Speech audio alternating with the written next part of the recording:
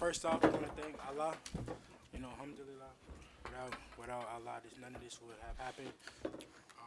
I want to thank Melbourne, all the people in Melbourne that came out, all the people in Australia that came out in general. It was a hell of a turnout. When I came out, it was crazy. I looked around, I was like, damn. And then when I seen all the fire, I'm like, let's go. It's time to go to work. So thank you all the media. Thank you everybody. Thank you George for this opportunity.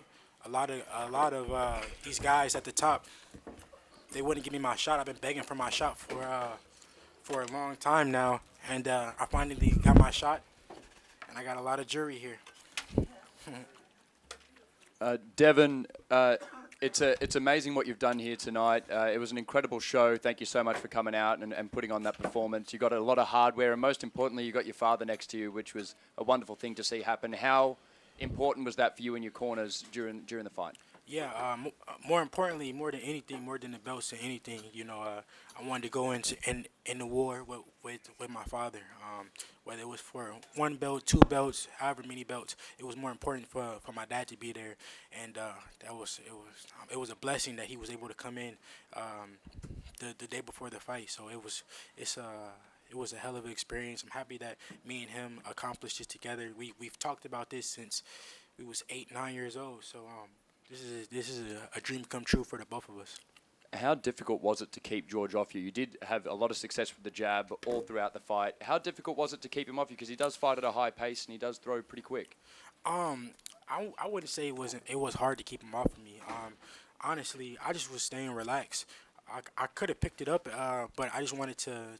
I knew that I was, in his backyard, so I just wanted to stay smart and fight my fight. So it really wasn't. It was more like when I wanted to fight, I was fighting at my rhythm and taking away his best attributes, and that's what I did. I wouldn't say that he had anything that was like, he never showed that he was like on me. So for you to say, oh, to keep him off of you, that's like kind of like left field. Devin, you're obviously a big 135-pounder. Do you think you'll stay and defend these belts, or is going up a consideration as well? I mean, I got to talk with my dad, Bob, Top Rank, and see what's next, what makes the most sense. George didn't make the weight. Yeah. Is he gonna make the weight?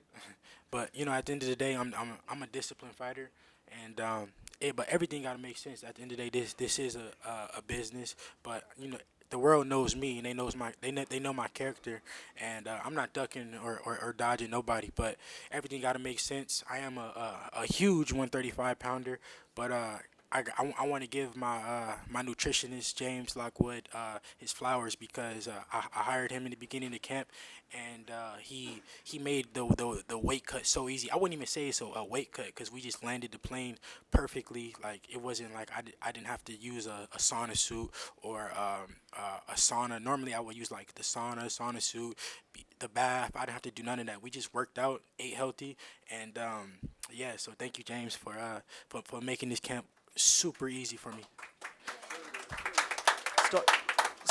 Stylistically, Devin, it seems like your style is, something that George is going to struggle with unless he was to change something drastically. Do you think there's anything that George can throw at you that would help him win a rematch? I mean, what kind of question is that? Like, let me word it differently. What would I say? Oh yeah, he could, if he does this, he could win the rematch. Like, come on now. No, there's nothing that he could do to you maybe have success better in a rematch, but win, that's like left field once again. But he, at the end of the day, he has to go back to the drawing board and make adjustments. I can't really say what exactly, because anything that he does, I'm gonna be prepared for.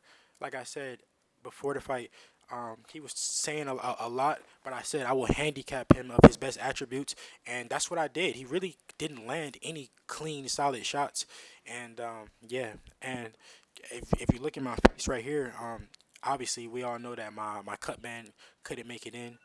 He got stuck at customs, and I had to get a replacement, which I appreciate him coming in and stepping in, but I didn't have an inswell. Watch the whole fight. I never had an inswell the whole fight, which I make no excuses, but we were headbutting, and but that's what caused this swelling on my eye.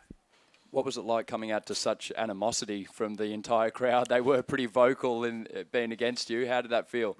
Yeah, it didn't feel that bad. Like I said, when I first came out, they were kind of booing me, but they were cheering. I was hearing cheers and boos at the same time. So it was a hell of an experience. It was like crazy, but I silenced the crowd pretty much. I didn't really hear the crowd too much. Like maybe like when I had tripped, they had went crazy. Uh, excuse me, but other than that, it was crazy. The fans were crazy, hell of an experience, and a dream come true of mine. Devin, congratulations on your win, mate. Where do you think this puts you in the pound for pound rankings now that you're undisputed lightweight champion? I mean, I gotta be high up on the pound for pound list because if you think about it, they said the lightweight division was the best division in boxing. They said it over and over. Four young kings, this, that, but there is only one top guy in the lightweight division. There is no more dispute, no more this, no more that. I have everything you can possibly get. Email, franchise, champ. Listen. Whatever. No matter if you like it or not, I'm still the email champ and the franchise champ. So now what? And Bill, how's this feel for you, mate, being able to get to Australia and witness your son become undisputed champion? And welcome to the country, mate. Oh, it's amazing, man. God is good. God is the greatest. I didn't think that I was going to make it. Dev, he went and signed some things. Lou helped out. Bob.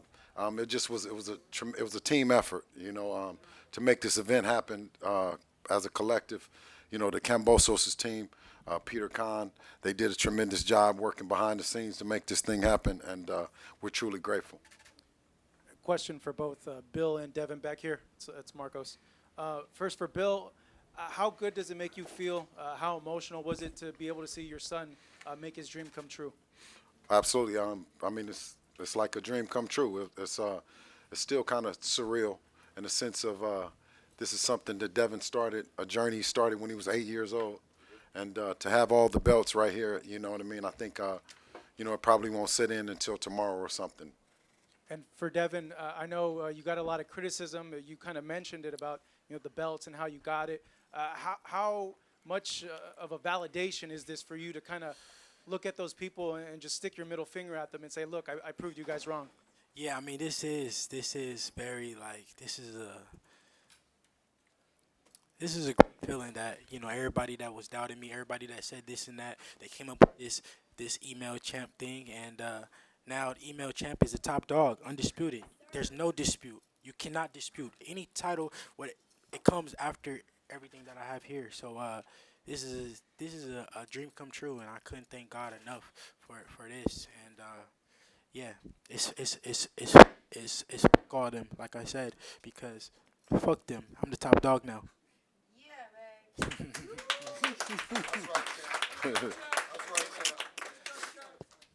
Devin, if George wants a rematch here back in Melbourne or Sydney, Brisbane, if he wanted that, he was able to enact that clause, that contract, would you happily have a rematch here in Melbourne?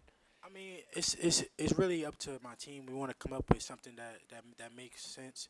Up to Bob, my dad, to come up with a game plan.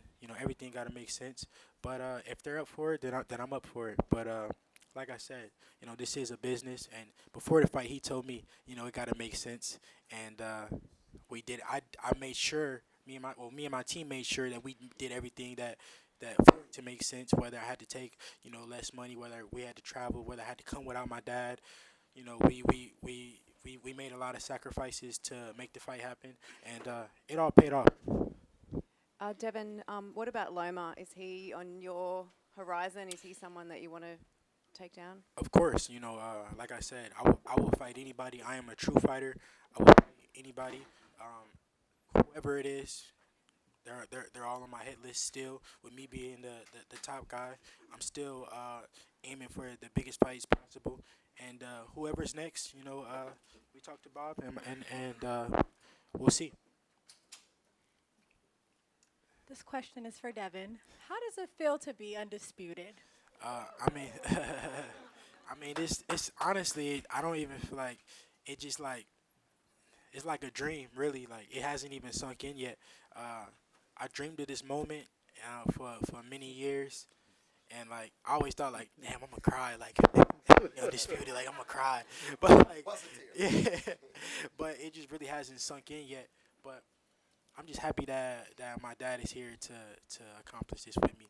And it's a blessing. And thank you to the Victorian government to make this happen. Thank you Lou, thank you Bob, thank you to my lawyer John, thank you to Top Rank lawyer, thank you to everybody that did everything to make this happen. I'm thankful.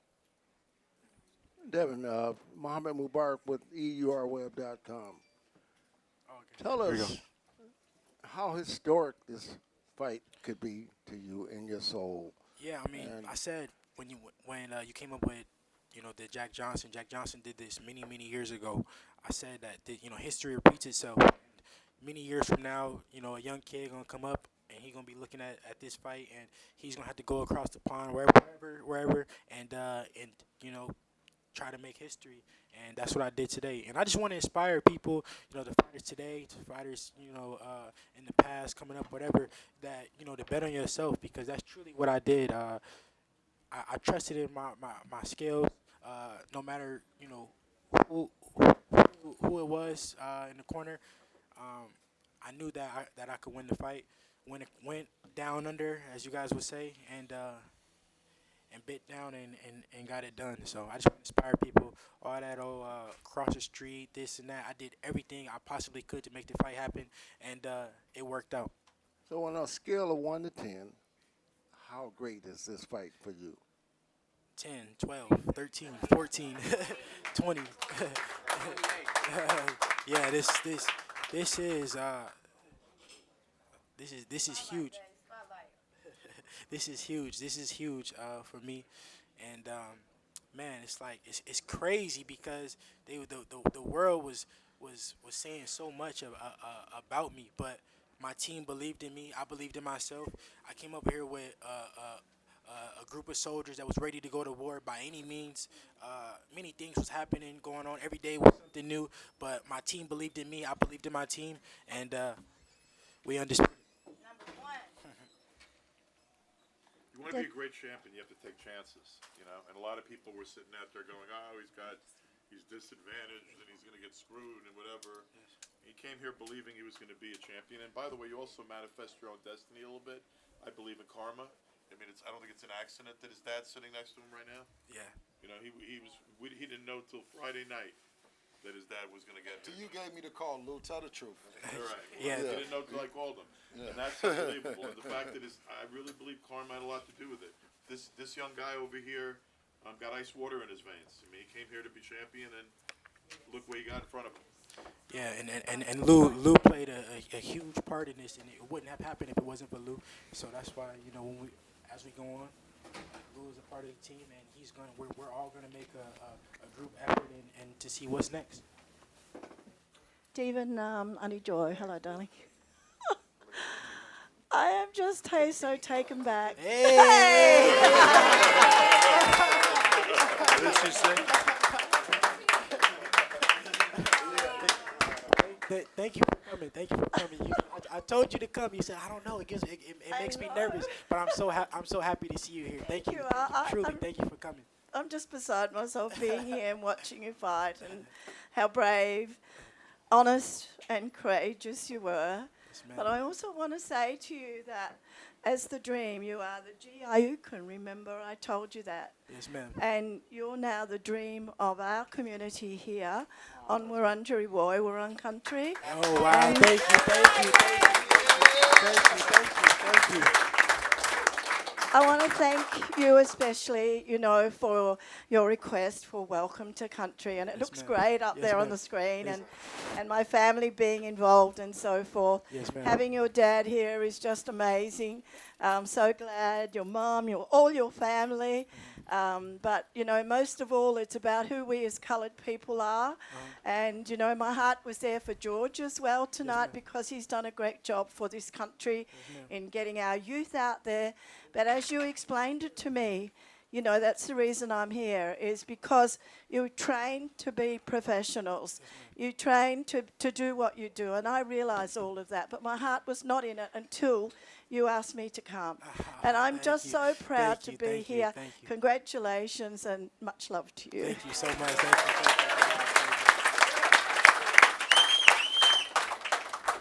you. Wrap it up, Lou. I think that's that. And Last question. Last question. one more question. You recently took your Shahada last year, and I want to know how Islam has affected your boxing in general. Islam has changed my life, not only my boxing, but my life. And I'm so blessed. Alhamdulillah. It changed my life, and a lot of people around me as well. So a lot of people have took their shahada around me, and I'm so blessed. Alhamdulillah. Thank you. Thank you. One more for my sister. I just want to say congratulations to my brother. Thank you, Bella. Thank you guys so much. Thank you to all the media. Thank you, Bob. Thank you, Lou. Thank you, Dad. Thank you to my tremendous team. Everybody played a huge part in this, and I definitely couldn't have did it by myself. So thank you guys. How do you feel today, Bob?